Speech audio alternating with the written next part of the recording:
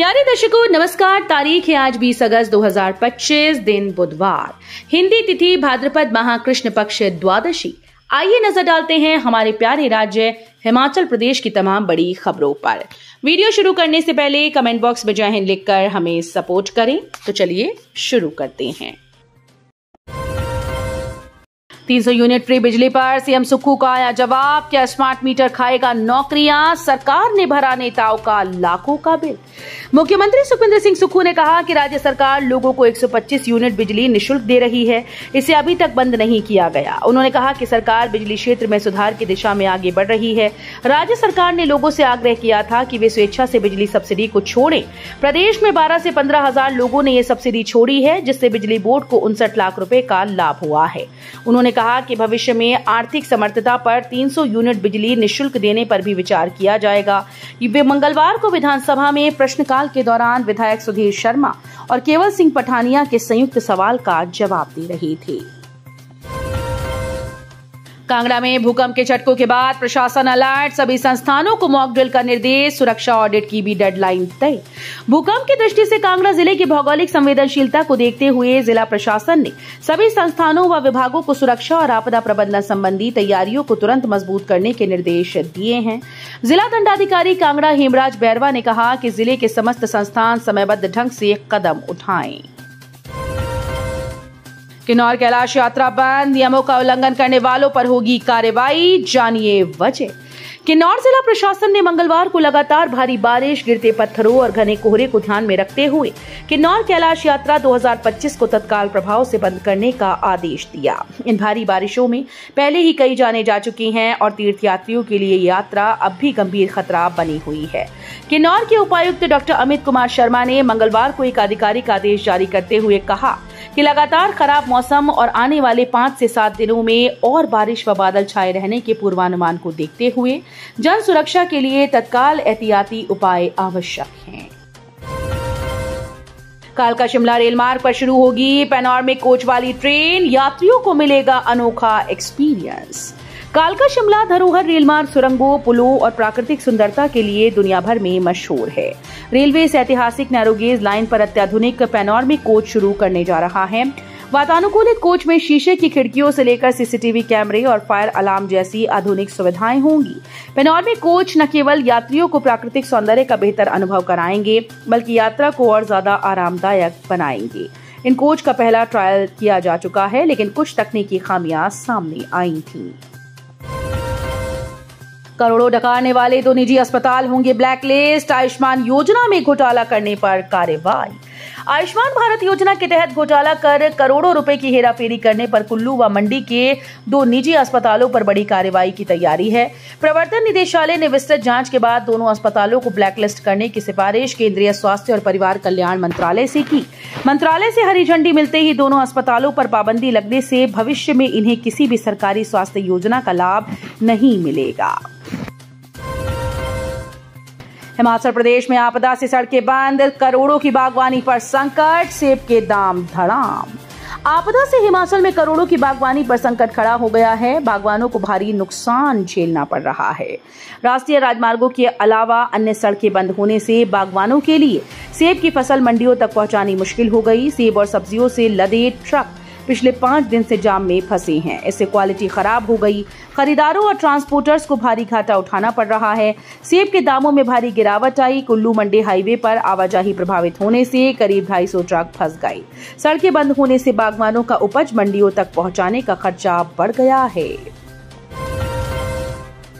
शिमला में दृष्टिबाधितों का हल्ला बोल, सरकार ने बस यात्रा फीस की माफ, बैकलॉग नियुक्तियों की मांग पर विरोध जारी।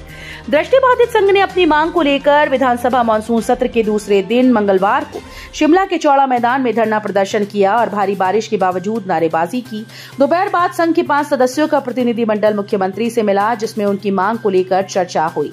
इसमें एचआरटीसी की बसेस में निःशुल्क यात्रा के लिए 200 रुपए की फीस माफ करने की मांग को पूरा किया गया, लेकिन बैकलॉग की मांग पर विरोधाभास बना रहा, जिस पर संघ के पदाधिकारियों ने मुख्यमंत्री से अपनी अध्यक्षता में विभागीय सचिव के साथ बैठक करने की मांग रखी। व्यवस्था परिवर्तन का नारा देकर माताओं बहनों के मंगलसूत्र बिकवा रही सुक्खू सरकार। नेता प्रतिपक्ष जयराम ठाकुर ने कहा कि व्यवस्था परिवर्तन का नारा देकर सुक्खू सरकार माताओं बहनों के कंगन और मंगलसूत्र बिकवा रही है। यदि सरकार का यही व्यवस्था परिवर्तन है तो मुख्यमंत्री से वो कहना चाहते हैं कि ऐसी व्यवस्था परिवर्तन प्रदेश को नहीं चाहिए। मीडिया से अनौपचारिक बातचीत में नेता प्रतिपक्ष ने कहा कि हिम केयर के तहत 5 लाख रुपए तक के इलाज का बीमा खरीद कर प्रदेश में लोग इलाज के लिए दर दर भटकने को मजबूर हैं। इस सरकार की नाकामी की वजह से कोई बेटा अपनी मां के कंगन गिरवी रखकर उनका उपचार करवा रहा है तो कोई व्यक्ति अपनी दादी के मंगलसूत्र को गिरवी रखने के लिए मजबूर है। वर्ल्ड कप में दिखेगी हिमाचल की ताकत, रेणुका ठाकुर और हरलीन देओल का भारतीय टीम में चयन। वर्ल्ड कप के लिए भारतीय टीम में हिमाचल प्रदेश की तेज गेंदबाज रेणुका ठाकुर को शामिल किया गया है। पैर की चोट से उभरने के बाद चयनकर्ताओं ने रेणुका पर भरोसा जताते हुए टीम इंडिया में शामिल किया। रेणुका के अलावा हरलीन देओल का चयन भी वर्ल्ड कप के लिए भारतीय टीम में हुआ है। हरलीन देओल ऑलराउंडर खिलाड़ी हैं। हरलीन ने भी हिमाचल प्रदेश की टीम से खेलते हुए भारत की टीम में जगह बनाई थी और अब वो नियमित रूप से भारतीय महिला टीम से खेल रही हैं। हमीरपुर में पुष्पा की एंट्री, घर के आंगन में लगे चंदन के 2 पेड़ों को काटकर ले गए तस्कर। जिला मुख्यालय के साथ लगते हीरानगर में 2 घरों से सालों पुराने चंदन के 2 पेड़ों को चोरों द्वारा काटने का मामला सामने आया। ये चंदन के पेड़ हीरानगर में ही राजेंद्र और ओपी अत्री के घर के आंगन में लगे थे।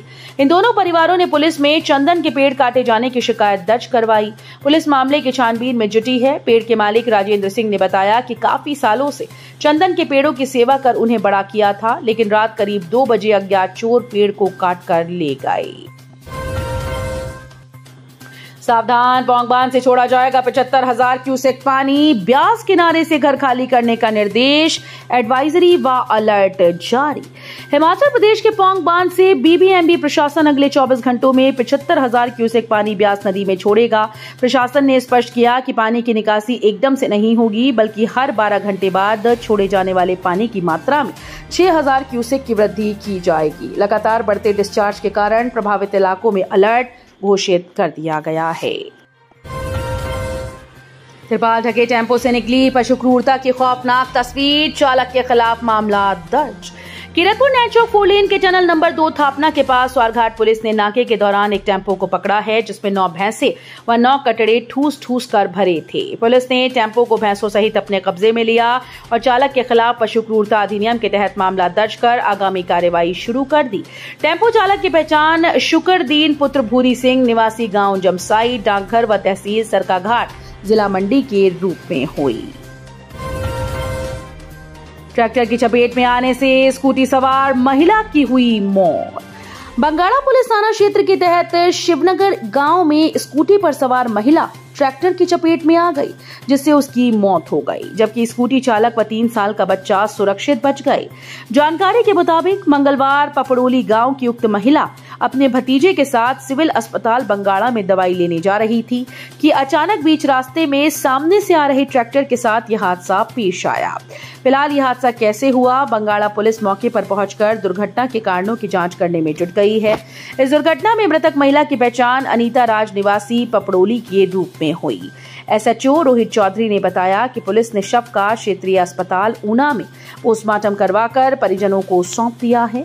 पुलिस ने उक्त दुर्घटना के संबंध में ट्रैक्टर चालक के खिलाफ मामला दर्ज कर लिया।